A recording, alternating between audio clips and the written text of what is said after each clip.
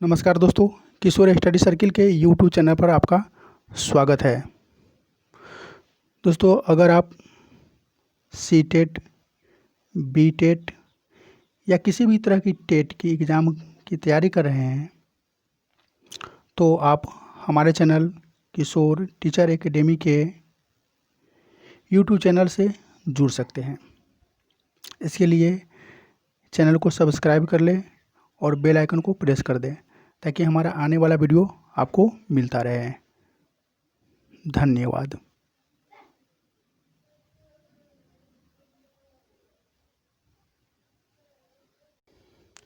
जय हिंद दोस्तों, आज के वीडियो में सी टेट के एनसीईआरटी बुक का सारा निचोड़ लेकर के आया हूँ, जो ईवीएस के सारे प्रश्नों को सॉल्व करने में आपको मदद करेगा।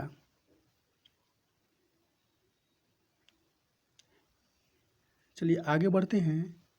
एनसीएफ 2005 के अनुसार कक्षा 3 से 5 तक के पर्यावरण अध्ययन को 6 थीमों में विभाजित किया गया है। इससे क्वेश्चन बनेगा कि एनसीएफ 2005 के अनुसार कक्षा 3 से 5 तक के पर्यावरण अध्ययन को कितने थीमों में विभाजित किया गया है, तो 6 थीमों में विभाजित किया गया है। ये थीम्स है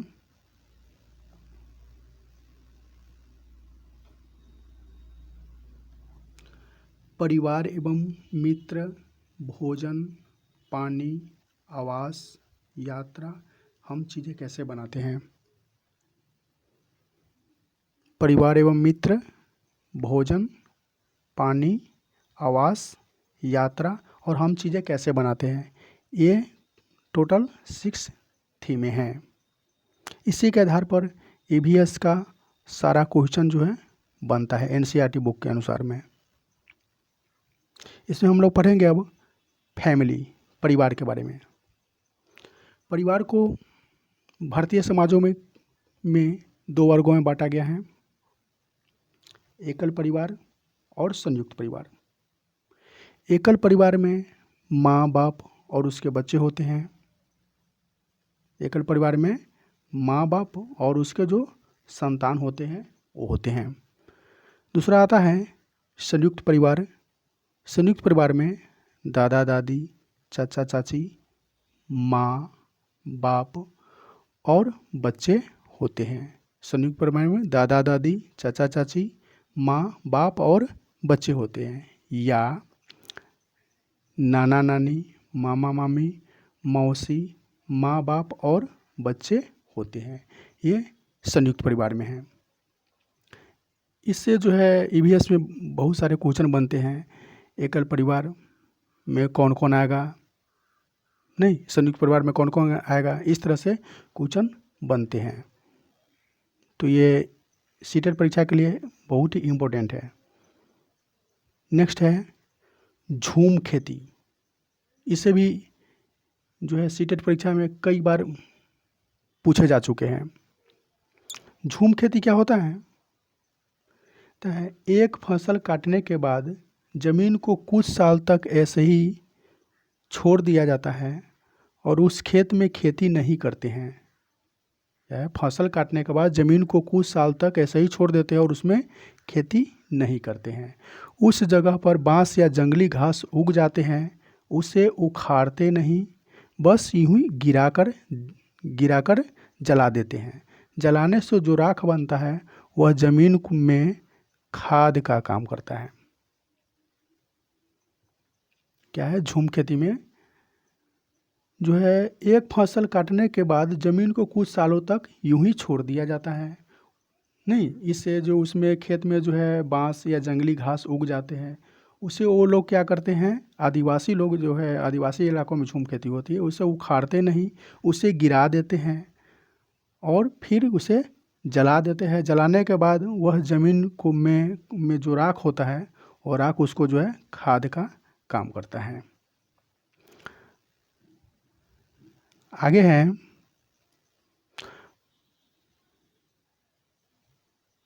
फसल के समय भी पौधों को उखाड़ते नहीं, उन्हें गिरा देते हैं। मतलब फसल जब लगाते हैं उस समय भी क्या करते हैं, उसमें जो खरपतवार, जो बांस होते हैं, जंगली घास होते हैं, उसको वो लोग क्या करते हैं, उखाड़ते नहीं, उसी में गिरा देते हैं ताकि ज़मीन के मिट्टी में मिल जाए और ज़मीन उपजाऊ बने। इसी का नेक्स्ट टॉपिक आता है, फसल पकने पर फसल पकने पर गांव में सबसे बड़ा त्योहार मनाया जाता है। क्या होता है, झूम खेती होती है, इसके बाद उसमें जो फसल तैयार होते हैं, फसल पकने पर गांव में सबसे बड़ा त्योहार मनाया जाता है। और चिरायो चिराओ नाच भी करते हैं। चिरायो जो आदिवासी जनजाति होते हैं उसमें चिराओ, वो लोग वो जो है नाच भी करते हैं।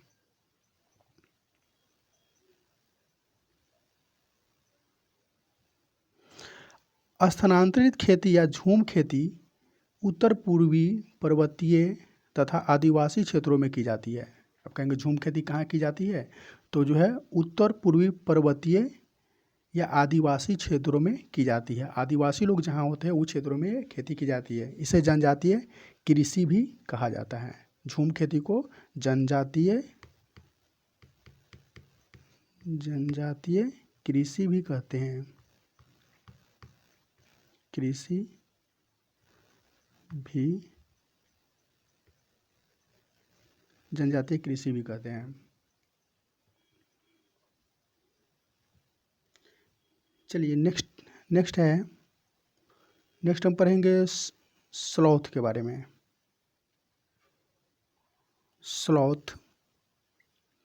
स्लॉथ दिखने में भालू जैसा होता है। स्लॉथ दिखने में भालू के जैसा होता है। यह भालू से अलग है, लेकिन क्या है, यह भालू से अलग होता है। यह दिन में करीब 17 घंटे पेड़ पर उल्टी लटक कर आराम से सोता है। क्या करता है, ये दिन में 17 घंटे जो है पेड़ पर उल्टा लटक कर सोता है। जिस पेड़ पर रहते हैं उसी पेड़ के पत्ते खाकर अपना पेट भरते हैं।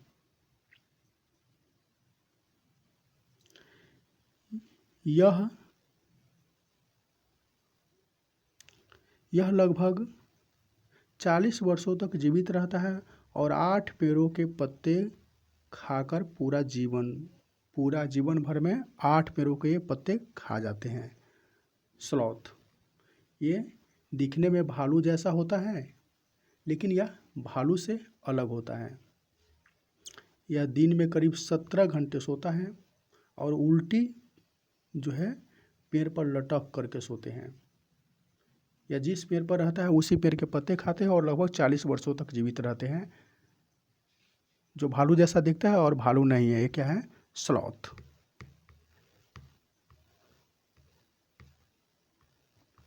इससे भी जो है सीटेट में अक्सर प्रश्न आते रहते हैं।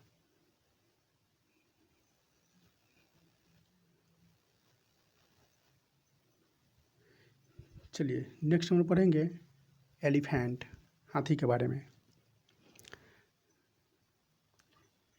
इससे भी जो है ईवीएस से जो है सीटेट की परीक्षा में बहुत से प्रश्न बनते रहते हैं कि एक हाथी दिन में जो है कितना खाता है, नहीं, हाथी कितना सोता है, इस तरह से अनेक प्रश्न बनते हैं। तो चलिए देख लेते हैं इसका पॉइंट क्या है। एक बड़ा हाथी दिन में 100 किलोग्राम से ज़्यादा पत्ते और झड़ियाँ खा लेते हैं।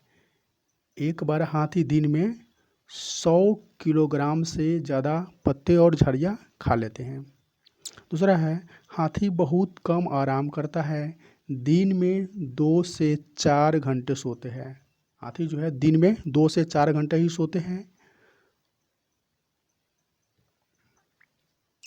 सभी क्वेश्चन बन सकता है कि हाथी दिन में कितने सोते हैं, तो हाथी जो है एक दिन में जो है 2 से 4 घंटे सोते हैं। एक बार हाथी जो है एक दिन में जो है 100 किलोग्राम से ज़्यादा पत्ते और झाड़ियाँ खा लेते हैं और हाथी जो है 2 से 4 घंटे सोते हैं। हाथी के झुंड में 10 या 12 हाथनी और बाकी बच्चे होते हैं। हाथियों के झुंड में क्या होता है, 10-12 हाथनी और बाकी जो है सही बच्चे होते हैं। हाथी नहीं होते हैं। हाथी जब जो है जो वयस्क हो जाते हैं तो वो झुंड से अलग हो जाते हैं। हाथियों के झुंड में जो है सिर्फ हथनी होती है जिसकी संख्या 10 से 12 होती है और बाकी जितने भी होते हैं सब बच्चे होते हैं। हाथी नहीं होते हैं। हाथी जो है बैग सोने के बाद अपने झुंड को वो छोड़ देता है। चलिए आगे पढ़ेंगे। रेगिस्तानी ओक, डिजर्ट ओक। रेगिस्तानी ओक ये भी जो है सीटेट परीक्षा के लिए बहुत ही इम्पोर्टेंट है और चुनिंदा टॉपिक है। इससे भी कई बार क्वेश्चन बन चुके हैं। क्या है इसके टॉपिक? क्या है? रेगिस्तानी ओक का पेड़ ऑस्ट्रेलिया में पाया जाता है। नहीं, ऐसा प्रश्न रेगिस्तानी ओक कहाँ पाया जाता है? तो ये रेगिस्तानी ओक जो है ऑस्ट्रेलिया में पाया जाता है, जिसकी लंबाई 11 से 12 फीट होती है। रेगिस्तानी ओक की लंबाई 11 से 12 फीट होती है और इसकी पत्तियां जो है बहुत कम होता है, मतलब इसमें पत्ते बहुत कम होते हैं। रेगिस्तान में उगने वाले हैं तो पत्ते होंगे ही नहीं, कम होंगे। इसकी जड़ें ज़मीन के अंदर 250 से 300 फीट तक जाती है। रेगिस्तानी ओक की जड़ें जो है ज़मीन के अंदर 250 से 300 फीट तक जाती है अंदर, जब तक वो पानी तक न पहुंच जाए।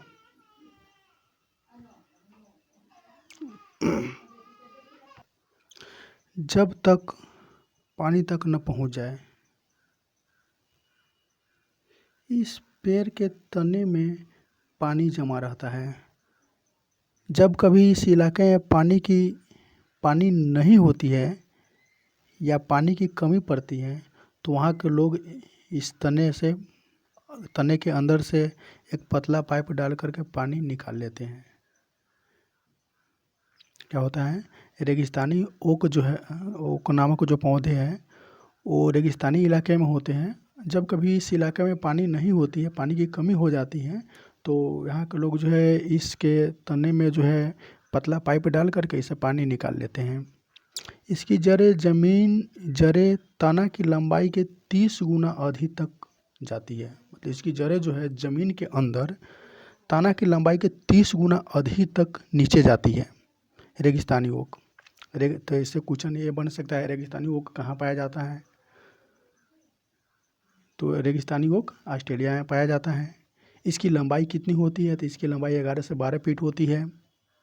नहीं, इसकी जड़ें ज़मीन के अंदर 250 से 300 फीट तक जाती है और जो है इस पेड़ के तने में पानी जमा रहता है। जब कभी भी इस इलाके के लोगों को पानी की कमी होती है तो वे जो है इसके तने में जो है एक पतला पाइप डाल करके और पानी निकाल लेते हैं।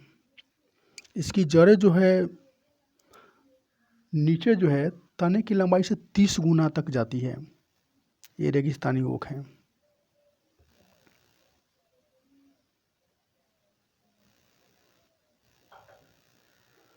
चलिए नेक्स्ट हम पढ़ेंगे अब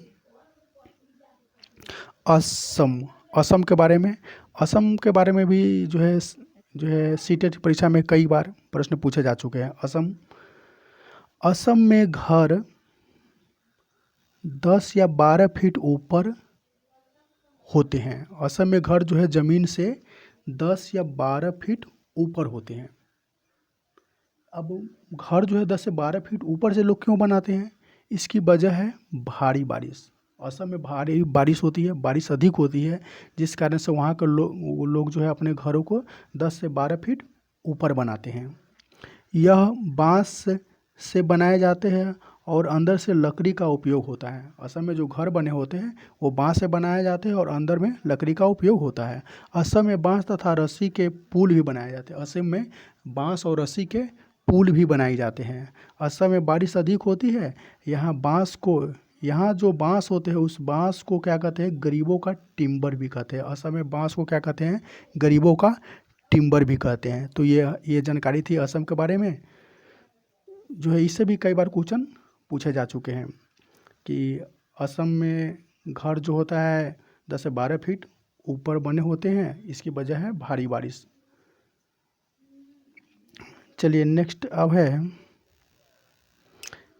नेपोथिन्स। नेपोथिन्स के बारे में पढ़ेंगे। ये एक प्रकार का पौधा है। क्या है नेपोथिन्स? यह पौधे इंडोनेशिया, ऑस्ट्रेलिया और भारत के मेघालय में पाया जाता है। नेपोथिन्स नामक पौधे जो है इंडोनेशिया, ऑस्ट्रेलिया और भारत के मेघालय में पाया जाता है। यह पौधे कीड़े मकोड़े और छोटे जीव को शिकार बनाते हैं। यह पौधे क्या करते हैं? कीड़े मकोड़े और छोटे जीव को खाते हैं। यह पौधे घड़े जैसा लंबा होता है। इसके ऊपर पत्तियों का ढक्कन होता है। यह पौधे क्या आकार क्या होता है? घड़ा जैसा लंबा होता है और इसके पत्ती जो है ऊपर से ढक्कन के काम करता है। इस पौधे से एक प्रकार के सुगंध निकलती रहती है, जिससे कि कीड़े मकोड़े जो है इसकी ओर आकर्षित होते हैं और इसमें जा कर के फंस जाते हैं। इसी से पौधे अपना जो है इसको भोजन बना देते हैं। तो ये नेफोटिन्स के बारे में बताए हैं। यह कहाँ पाया जाता है? तो इंडोनेशिया में, ऑस्ट्रेलिया में और भारत के मेघालय में पाए जाते हैं। यह पौधे क्या होते हैं? छोटे छोटे जो है कीड़े मकोड़े को खाता है। इस पौधे से एक प्रकार के विशेष गंध भी निकलती है, नहीं, जिससे जो है कीड़े मकोड़े इसको ओर आकर्षित होते रहते हैं। चलिए नेक्स्ट है, पढ़ेंगे केचुआ के बारे में। केचुआ अर्थवर्म। केचुए जमीन में छेद बना करके मिट्टी को मुलायम कर देते हैं। केचुए जो है जमीन में छेद बना करके रहते हैं, जिससे मिट्टी मुलायम होती है। केचुए मृत पत्तियों पौधों को खाते हैं और इसके मल से जमीन उपजाऊ बनती है। केचुए जो है मृत पत्तियों और पौधे को खाते हैं और जो मल त्याग करते हैं, इससे ज़मीन जो है उपजाऊ बनती है। केचुए को किसानों का मित्र भी कहा जाता है। केचुओं को किसानों का मित्र भी कहा जाता है। इस तरह से आज जो है इसी पर इतने ही रहने देते हैं। इसके बाद जो है आगे टॉपिक पर बात जो है अगले वीडियो में करेंगे, इसलिए अगले वीडियो को देखना मत भूलना।